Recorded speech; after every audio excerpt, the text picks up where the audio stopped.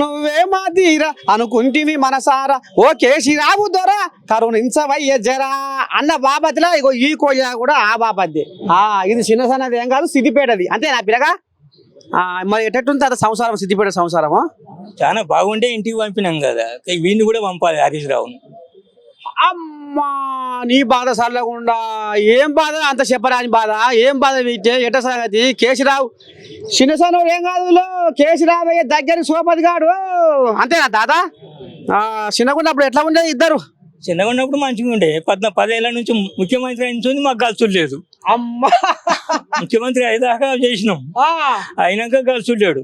ఆయన ఉద్దేశం ఏంది, ఆయన ఆలోచన ఏంటంటే నమ్మినోని చెడగొడతాడు, సహాయం చేసినోని మళ్ళీ సహాయం చేయడు, అన్ని వాడుకుంటాడు వదిలేస్తాడు.